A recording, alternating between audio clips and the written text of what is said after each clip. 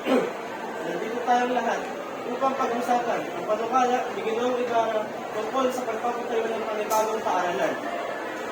Isang mabuting idea. Maraming kabataan ang nangangailangan ng edukasyon. Isang paaralan? Ngunit sino ang magtuturo? Ano ang